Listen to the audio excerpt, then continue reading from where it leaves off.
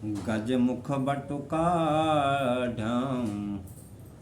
पार्वती सर्वयुक्त श्री गुरुवर में चरणाब्जे सर्वसिद्धि प्रदीच अभिच वचन देवीं कच्छपि वादयन् मम हृदय निवासं श्री गणेशं नमामि।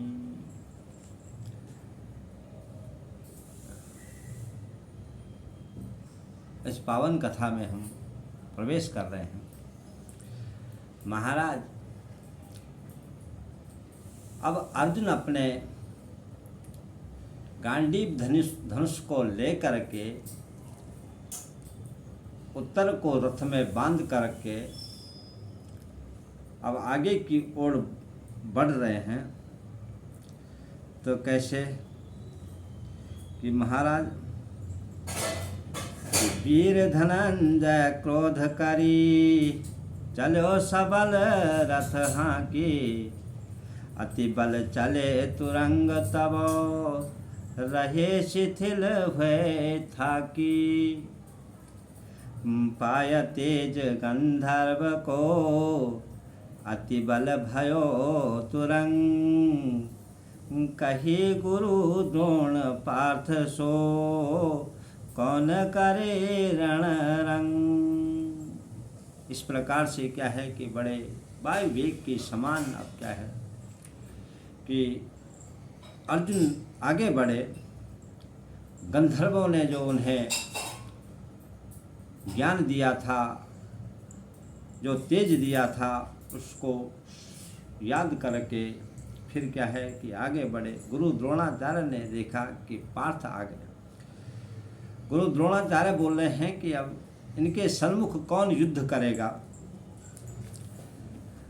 आया धनुर्धर भरण काजू सन्मुख करे युद्ध को आजू वीर बली नहीं धीरज धरिए कौन वीर अर्जुन सो लरी हैं दल जय हैं चहु और पराई युद्ध करे नहीं को समुहाई सुनो सकल मम बचन सुआवा ताते अधिक सोर उर आवा। तो महाराज गुरु द्रोणाचार्य ने कौरवों की जो सेना है सबको समझाते हैं कि अर्जुन के सन्मुख अब युद्ध करने के लिए कौन सा वीर है जो इन्हें रोक सके। इसी प्रकार से महाराज क्या है कि कौरवों में क्या है कि हलचल मचने लगी है।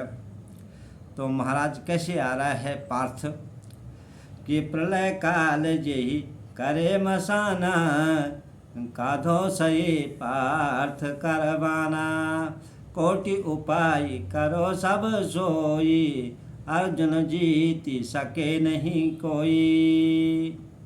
आहा भगवान, गुरु द्रोणाचार्य ने कहा कि महाराज अर्जुन तो प्रलय काल का जैसे समय होता है इस प्रकार से चल रहा है, इसके जो बाण अब आएंगे वो कौन सह सकेगा। इस प्रकार से महाराज क्या है कि सब अब इस प्रकार उपाय करो कि हम रोक सके। ऐसे अर्जुन को कोई आज कोई जीत नहीं सकता है, कोई रोक नहीं सकता है। तो जब अर्जुन वहाँ पहुँचे तो महाराज सबसे पहले क्या है कि गुरु के चरणों में प्रणाम करते हैं। प्रणाम कैसे कर रहे हैं?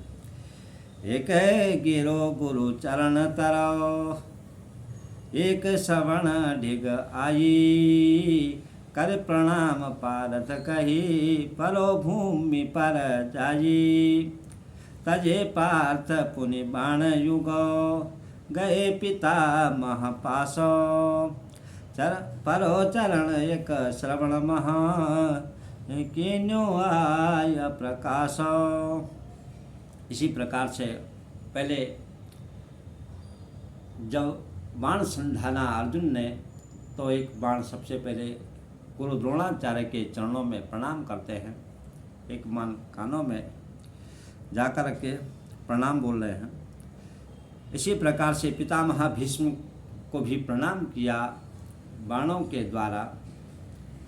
और महाराज प्रथम पितामह पार्थ प्रणामाय, तुम तो कहो सुनो बल धामा।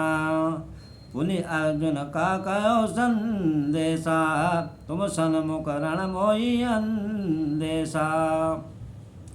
क्षमो नाथ अपराध हमारी, कुरुपति हमें बैर है भारी। कपट द्योत कर भूमि चुड़ाए, तेरा बस महादुख पाए। तो इसी प्रकार से अर्जुन ने गुरु द्रोणाचार्य और पितामह भीष्म के जो कानों में जो बाण जो छोड़े थे, वो बाण क्या संदेश बोल रहे हैं कि आपके सामने ही मुझे थोड़ी संदेह हो रहा है युद्ध करने में। आप बड़े बलधाम हैं, बड़े वीर हैं, धीर हैं। बाकी तो कौरवों के साथ में तो हमेशा हमारा क्या है कि बैर ही रहा है। और इस प्रकार महाराज क्या कौरवों ने हमारे साथ में बहुत बड़ा जूत कपट किया है, जिसके कारण हमने क्या है कि 13 वर्ष क्या है कि वन वन में भटक करके महान दुख पाया है। और अब युद्ध शुरू हो रहा है। करो आज भयंकर रारी, अब न पिता महा लागी हमारी। यह का वचन बाण मई जाई, कहो पिता मई सबई सुनाई। इस प्रकार से पितामह भीष्म ने सबको सुनाया कि अर्जुन तो आज बड़े सबल होकर के आज युद्ध करेंगे। तो इसी प्रकार महाराज क्या है कि युद्ध चलने लगा। ते अवसर तहाँ अर्जुन आजी, देखे सकल वीर समुझाई।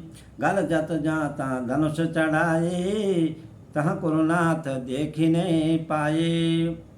इसी प्रकार से महाराज क्या है कि रणभूमि में अब अर्जुन आ गए हैं। सबको देखते हैं परंतु दुर्योधन को नहीं देख पाए, क्योंकि दुर्योधन को क्या है कि उन्होंने बीच में छुपा करके रखा था। इसी प्रकार से महाराज क्या है भीष्म द्रोण से ना सबधाई, पहुँची निकट भूम के भूप के आई। हा हा उत सैन माँ दल तीनों एक मिल हुए गयों। इसी प्रकार तीनों दल जो अलग अलग 3 टुकड़ियां बनाई थी, सब मिल करके क्या है कि एक हो गए हैं। इसी प्रकार से महाराज क्या है कि ये कथा का जो प्रसंग है चल रहा है।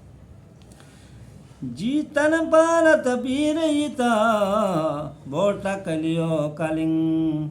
अचल मेरु सोरण रचो, कोटि कन्यो रण रंगो। इस प्रकार से अब जो कलिंग जो राजा थे वो क्या है कि अर्जुन के सामने आ गए हैं। 10 दिशाओं से बाणों की क्या है कि वर्षा कर रहे हैं।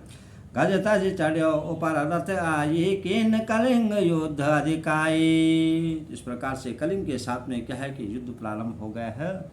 महाराज यहाँ पर क्या है कि मूर्छित हो गया कलिंग। इस प्रकार से अर्जुन ने उन्हें क्या है कि परास्त कर दिया। और आज की कथा को हम यहाँ पर विराम दे रहे हैं। कल की कथा में हम प्रवेश करेंगे। जय जय श्री राधे श्याम, जय जय श्री राधे श्याम।